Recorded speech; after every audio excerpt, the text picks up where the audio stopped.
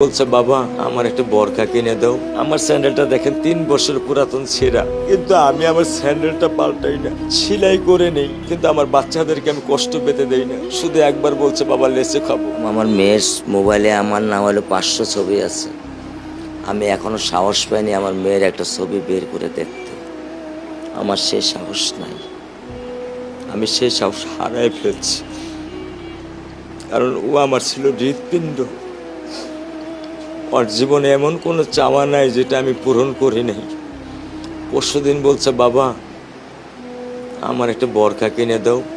আমার চাচতো ভাই বললো ভাই ইসলামপুর থেকে 300-400 টাকা পাওয়া যায়।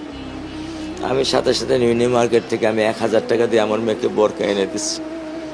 আমি দরিদ্র, ভাঙা বাসায় থাকি, কিন্তু আমার সন্তানদেরকে আমি কখনোই দারিদ্রতা স্বাদ পেতে দেইনি, দারিদ্রতা স্বাদ পেতে দেইনি। আমার বড় মেয়েকে এখন আমি সেলোরার থেকে জামা কিনে দিই।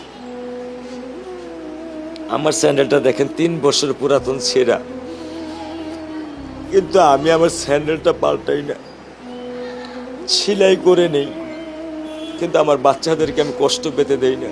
শুধু একবার বলছে বাবা লেচে খাবো। আমি 1 মিনিটও দেরি করিনি, 1 মিনিটও আমি দেরি করিনি। ও আমার একটা হৃৎপিণ্ড, সেটাই আল্লাহ নিয়ে গেছে। আলহামদুলিল্লাহ, শুকরিয়া, আল্লাহ দিছে, আল্লাহ নিয়ে গেছে। আমার কোনো কষ্ট নেই।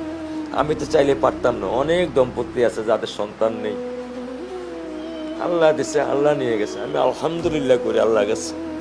আমার কোনো কষ্ট নেই, আমার কোনো কষ্ট নেই। ঠিক আছে, গরমের মধ্যে তো একটু আমার কোনো কষ্ট নেই।